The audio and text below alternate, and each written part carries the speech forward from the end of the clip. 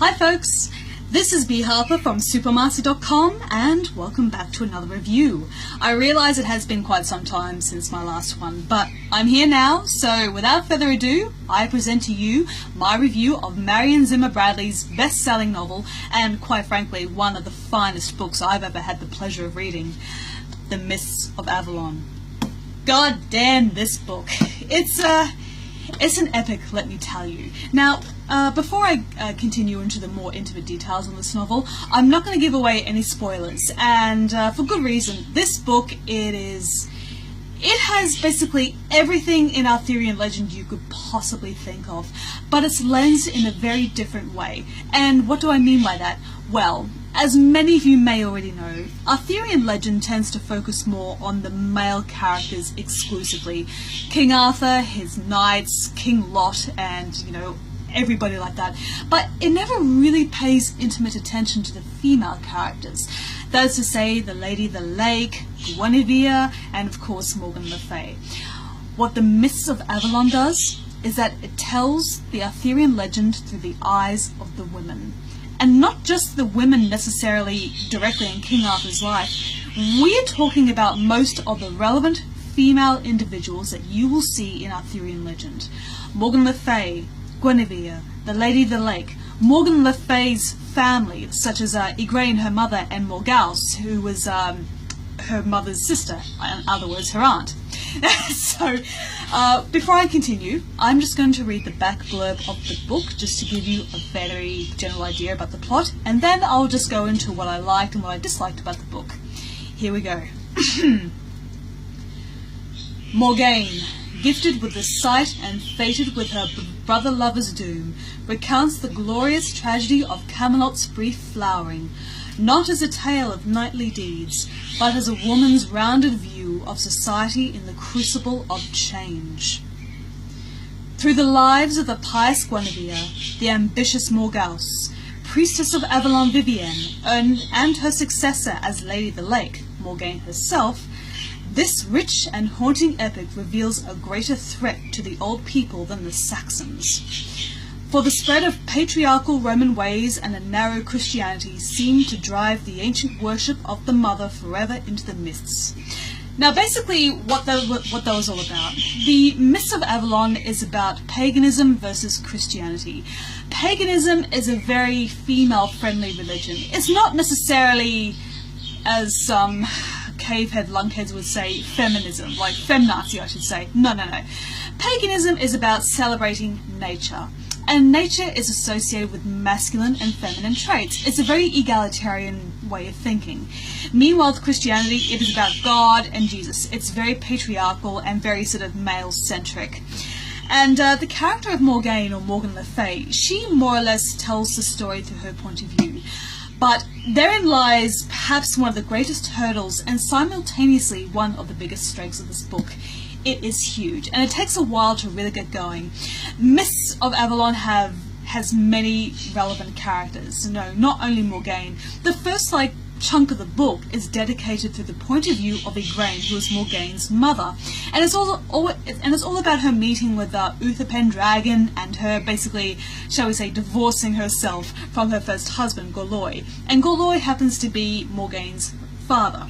So Mists of Avalon is huge. It is a very big book, and it basically has everything you could want in Arthurian legend in one compact version. And this will probably turn a few people off. I don't necessarily mean the people who are really hard up into Arthurian legend, but you really have to be patient with the Mists of Avalon, right?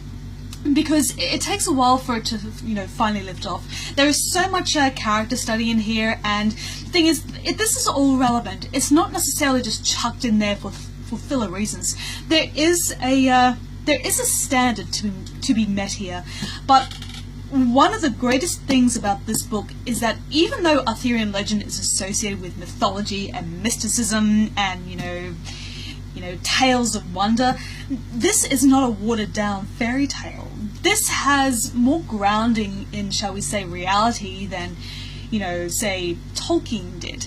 Now, I really have to applaud Zimmer Bradley for really going into her research. I have a degree in archaeology, and yes, I'm tooting my own horn, but I'm doing so for a reason. And, you know, that sort of research really does pay off. You had this faction of people who believed in, or rather practiced pagan beliefs, and then in comes Christianity. Christianity is a juggernaut, and you don't need me to tell you that. It is so dominating, and it has managed to stretch all across the globe after all these years, and its hold is still incredibly firm. In a way, Mists of Avalon is like an ode to the twilight of the pagan religion, and in a sense it is very tragic that way. Arthurian legend itself is incredibly tragic. You have the character of King Arthur, who seems basically fated to, you know, he rises to greatness out of obscurity, and then very quickly he plummets into oblivion. But the thing is, with this book here, there is reason for all this. Every single character in this book has a part to play. They have a destiny.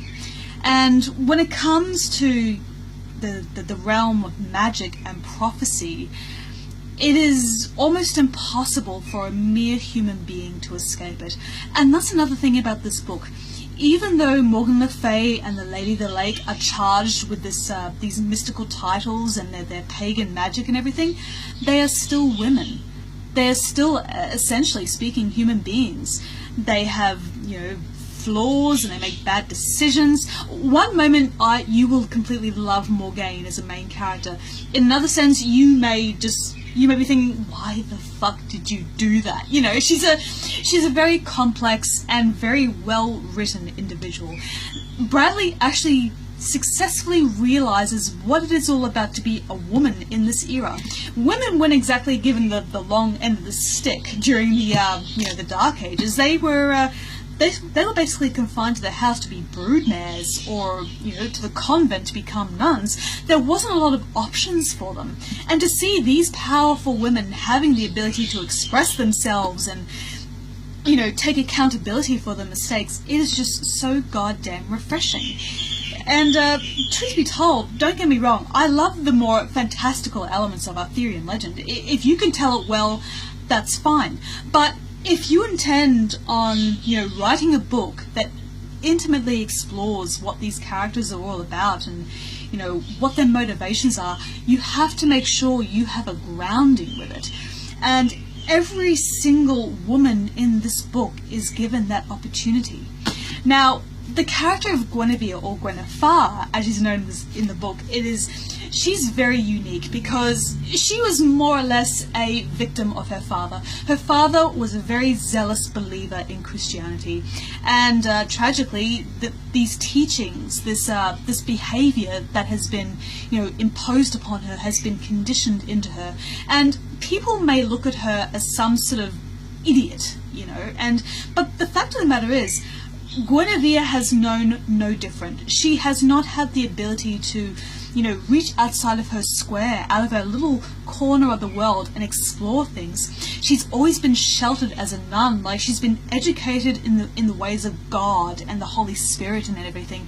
She hasn't had the benefit of going out into the world and expressing who she is.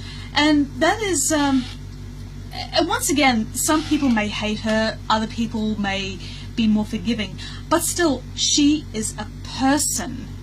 She is not the flawless golden queen that a lot of the Arthurian legend tends to paint her as. No.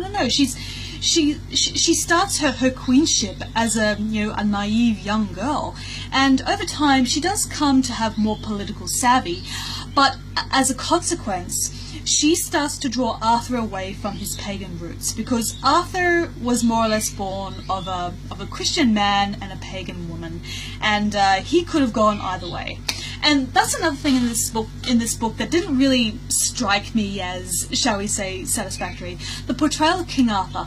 He isn't a douchebag or anything like that. He is not badly written, but I was expecting Arthur to, be more of the sum of his parts. He's always very gallant and very chivalrous, and it almost makes you think that, is this guy actually being a king, or is he just being a speech piece?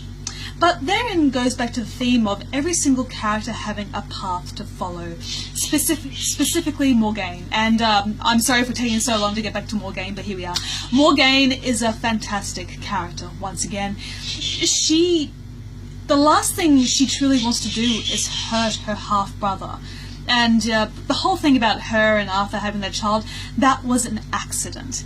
That was not Morgan Le Fay coming into his bed and seducing him with the aim of destroying him. It was a tragic accident. And basically, both of these characters pay for that. It is so tragic. And when Morgan, sort of turns her gaze to Lord Lancelot. Lancelot and Guinevere have a bit of a thing going, but also Lancelot is a bit of a player, and he's kind of like pushing towards Morgaine. Everybody in this story has a very complicated dynamic, and I won't go too far into it because, quite frankly, even though this book takes a lot of time to finally find its steam, once it gets going, it gets going. And I only wish this story had, or rather this book, it had like a family tree sort of thing, so I could check back to see who was related to who and who was doing what and blah blah blah. But that being said, the Mists of Avalon is exemplary. It's not just a very competently written book. It's a splendid recreation of a well-known legend, and it's done with sensitivity and mastery, and it really knows what it is talking about. It's not just throwing all these fantastical elements out there and hoping that it will distract you. It still treats the reader as a person, just like the people in the book. It's magical, but at the same time, it is incredibly humanistic. It is a masterpiece. It pretty much is a masterpiece. And even though some passages are not as well written as most of the other book is, the whole spirit of the book is evocative of a deep and personal and very heartfelt story of what it is to be somebody of power but still have to pay the consequence of your actions. So, that being said, I give The Mists of Avalon a 5 out of 5. This is one retelling of the Arthurian legend that you, as a fan of the tale, really owe it to yourself to read. It's so goddamn good to see all of these characters who have, since now have been a cipher, or rather an avatar of, vengeance or anger or something like that. Now they have a reason, and now you can understand why they do what they do. And that is what makes a story fantastic. That's what makes characters fantastic. You can make them as evil as you can make them, but you have to have a sense of groundedness about it. You have to make sure that your audience can understand where this person has come from. And look, this book is able to give somebody like, King Lot of Orkney a reason, or rather a motivation to be who he is. So if you can take one of the most selfish characters and give them a legitimate reason for wanting what they desire, you've done it. So I thank you guys for listening to me ramble on about this wonderful book, but please, for the love of God, read it. I can't say that often enough. Just read it, and enjoy it. Bye-bye for now.